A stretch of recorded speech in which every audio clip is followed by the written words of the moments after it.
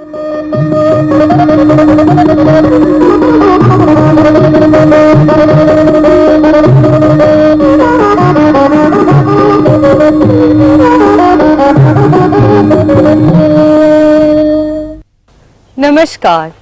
संस्कृत भाषा शिक्षण में आप सभी का हार्दिक स्वागत है।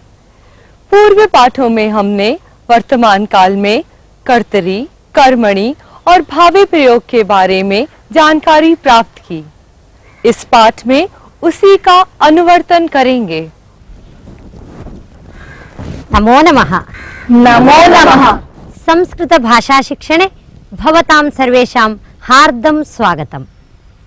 वयं पूर्वतन पाठे वर्तमानकाले कर्तरि, कर्मणि, भावे प्रयोगान् ज्ञातवन्तः। अस्मिन् अवसरे तान् पुनः स्मरामः, क्रमशः अन्यस्य अभ्यासं कुर्मः। अत्र कश्चन अभ्यासः अस्ति। पश्यन्तु, एतानि वाक्यानि कर्तरि प्रयोगे सन्ति। भवन्तः कर्मणि प्रयोगे परिवर्त्य पुनः वदन्तु।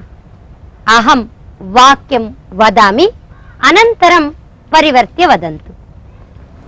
भक्तः देवं पूजयति।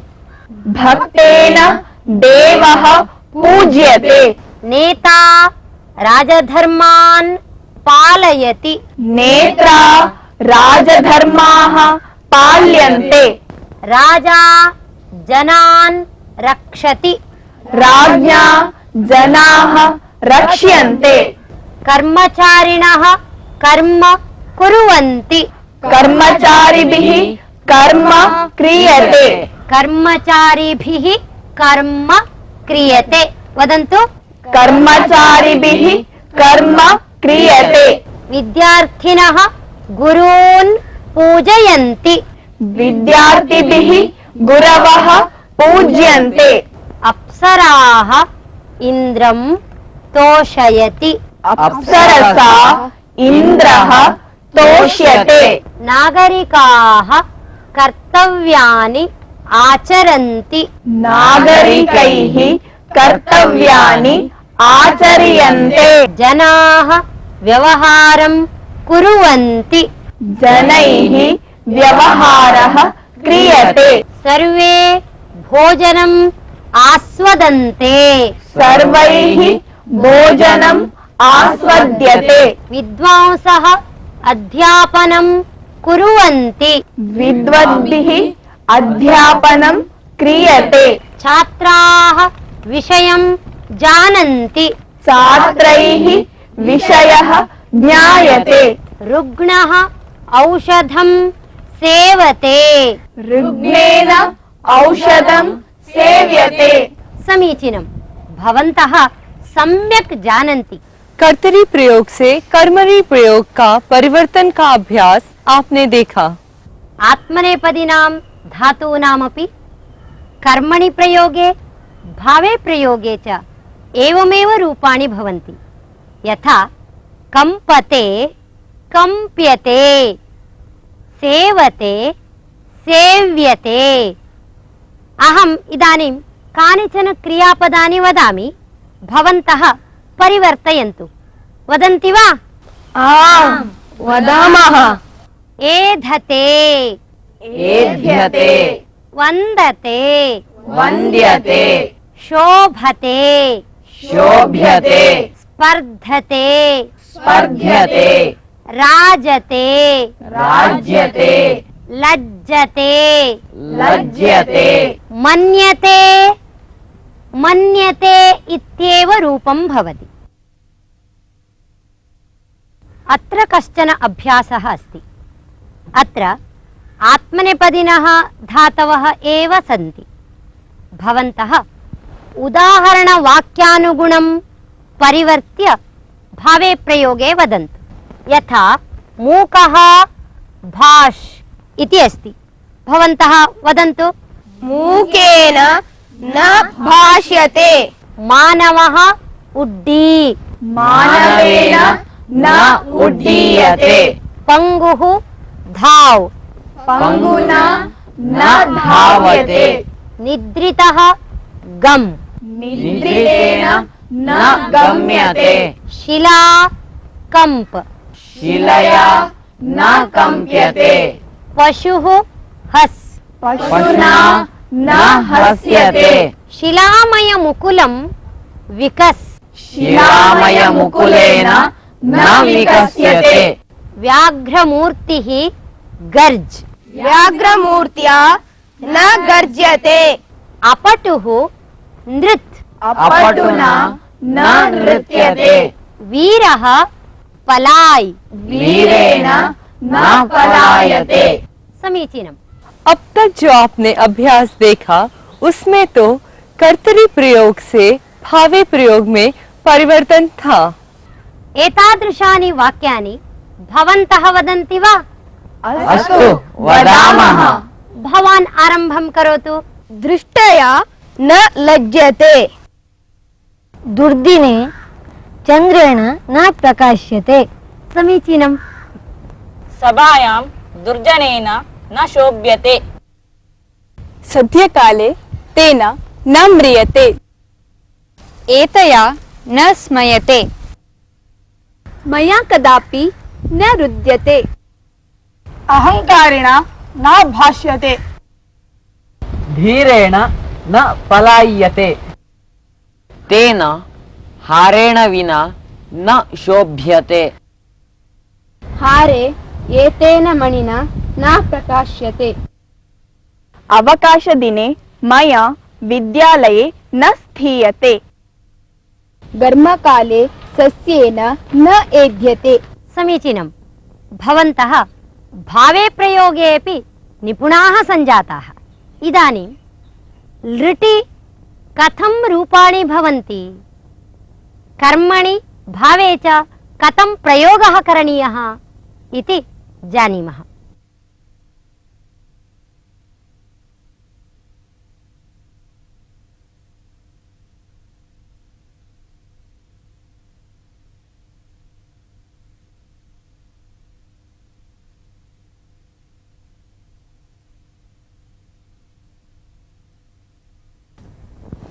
एतानि रूपाणि लृटि परस्मैपदिनां रूपाणि।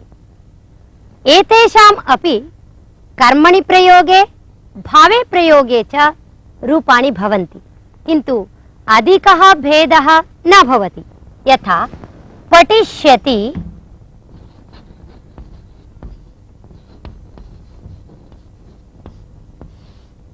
पठिष्यते, लेखिष्यति,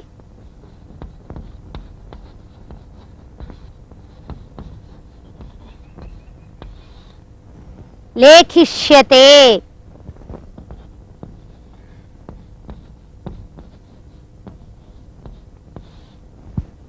दास्यति कर्तरि रूपं, दास्यते इति कर्मणि प्रयोगे रूपं भवति। एतेषां वाक्ये प्रयोगः कथं भवति इति चेत् ग्रन्थं लेखिष्यति, कविः ग्रन्थं लेखिष्यति, कविना ग्रन्थः लेखिष्यते, छात्रः पाठं पठिष्यति, छात्रेण पाठः पठिष्यते, धनिकः वस्त्रं दास्यति, धनिकेन वस्त्रं दास्यते।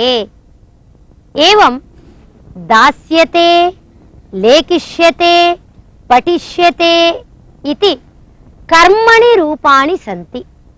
अहमिदानीं कर्तरि वाक्यानि वदामि, भवन्तः कर्मणि तानि परिवर्त्य वदन्तु। यथा कविः काव्यं पठिष्यति, कविना काव्यं पठिष्यते, पंडितः वेदं ज्ञास्यति, पंडितेन वेदः ज्ञास्यते। समीचीनं। ज्ञास्यति, ज्ञास्यते। बालकः चित्रं द्रक्ष्यति, बालकेन चित्रं द्रक्ष्यते। माता पाकं पक्ष्यति। मात्रा पाकं पक्ष्यते। मात्रा पाकः पक्ष्यते। वदन्तु। मात्रा पाकः पक्ष्यते। सेवकः भारं नेष्यति। सेवकेन भारः नेष्यते। ग्रन्थकारः लेखनीं क्रेष्यति। ग्रन्थकारेण लेखनी क्रेष्यते। तन्तुवायः वस्त्रं नेष्यति।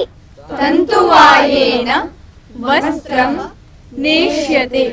सेवकः कार्याणि करिष्यति। सेवकेन कार्याणि करिष्यन्ते। करिष्यन्ते। पुनः वदन्तु। सेवकेन कार्याणि करिष्यन्ते। वृद्धः पत्रिकाः पठिष्यति। वृद्धेन पत्रिकाः पठिष्यन्ते। सः धनं चोरयिष्यति। तेन धनं चोरयिष्यते। सा रूप्यकाणि गणयिष्यति। तया रूप्यकाणि गणयिष्यन्ते। एषः अध्ययनं करिष्यति। एतेन अध्ययनं करिष्यते। गायकः सङ्गीतं श्रोष्यति। गायकेन सङ्गीतं श्रोष्यते। सा पत्राणि लेखिष्यति। तया पत्राणि लेखिष्यन्ते। शिक्षकः पाठान् पाठयिष्यति। शिक्षकेन पाठाः पाठयिष्यन्ते। समीचीनम्। इदानीं भवन्तः लृटि वाक्यानि वदन्तु। कर्मणि प्रयोगे एव। भवान् वदतु। रक्षकेन शत्रवः जेष्यन्ते।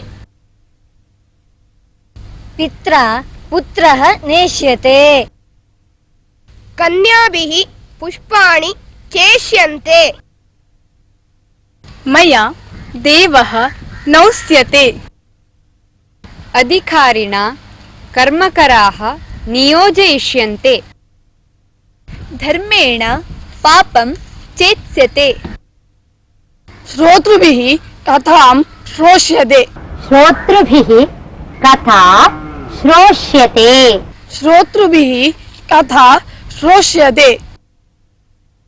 महिलया आभूषणानि क्रेष्यन्ते। छात्रैः प्रश्नाः प्रक्ष्यन्ते। त्वया फलानि खादिष्यन्ते। तेन लेखन्यः स्थापयिष्यन्ते। अस्माभिः श्लोकाः पठिष्यन्ते। समीचीनम्। इदानीम् अन्यमेकम् अभ्यासं कुर्मः। भवत्सु एकैकेन अपि अग्रे किं करिष्यते इति वदन्तु।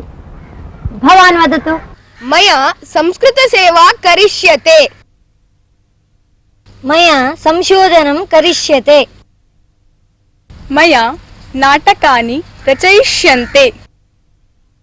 मया काव्यानि लेखिष्यन्ते।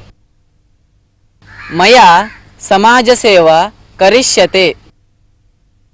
मया विदेशाः गमिष्यन्ते। मया वैद्यकीयं पठिष्यते। उत्तमम्। भवद्भिः अन्यविध अभ्यासाः अग्रे करिष्यन्ते। कर्तरी, कर्मणि और भावी प्रयोग जैसे लट लकार में होते हैं वैसे ही अन्य लकारों में भी होते हैं। वयमिदानीम् एकं सुभाषितं शृणुमः।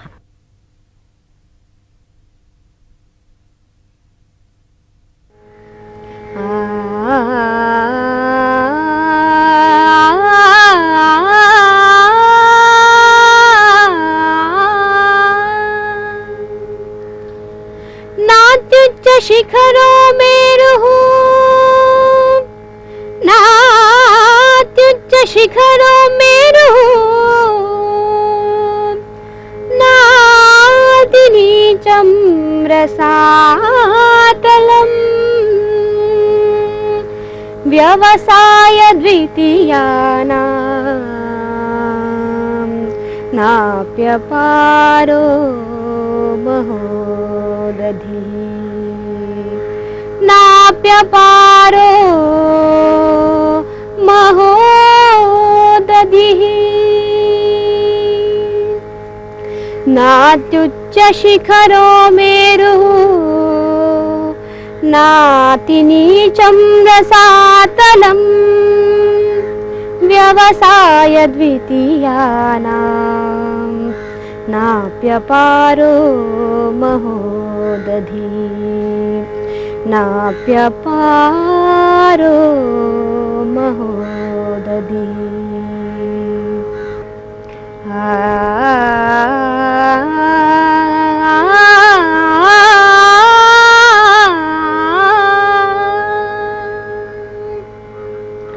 नात्युच्च शिखरो मेरुः नात्युच्च शिखरो मेरुः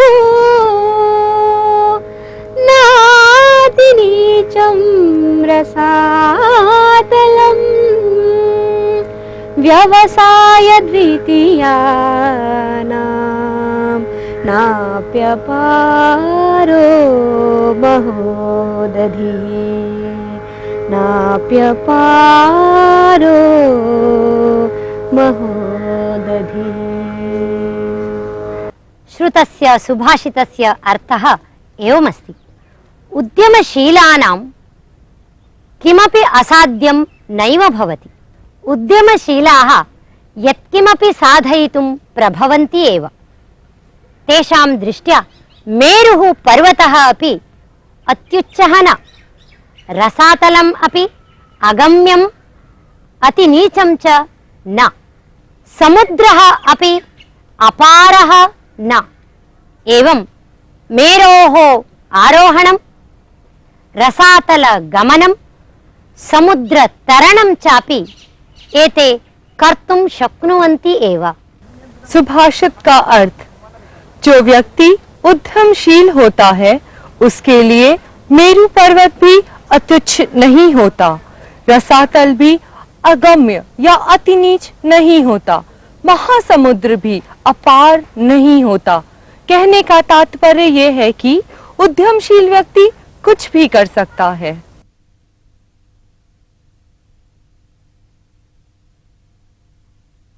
पूर्वकाले गुरवः शिष्यान् बोधयितुं तेभ्यः गुरुदक्षिणां प्राप्तुं वा बहुविधाः परीक्षाः कुर्वन्ति स्म।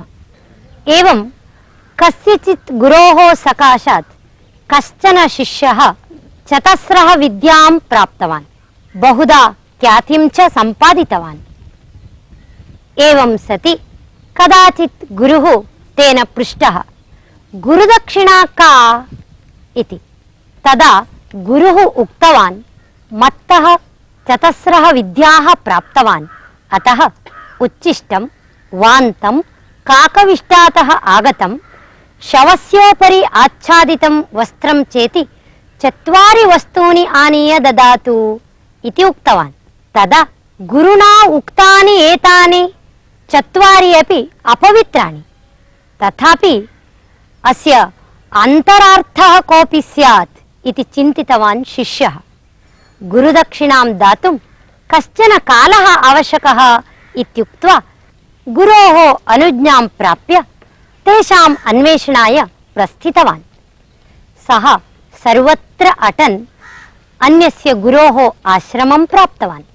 गुरुः जपानुष्ठानं समाप्य गां दोग्धुं वत्सं मोचितवान्। आश्चर्यं नाम, एकत्र वत्सः क्षीरं पिबति, अपरत्र गुरुः गां दोग्धि स्म। ऊधः अक्षालयता एव गुरुणा कृतं दुग्धदोहनं दृष्ट्वा एषः शिष्यः ज्ञातवान् यत् उच्छिष्टं नाम गोक्षीरम् इति। यतः वत्सः उच्छिष्टं करोति स्म। अनन्तरदिने एषः शिष्यः सुगन्धपुष्पवाटिकायां विहरन् आसीत्।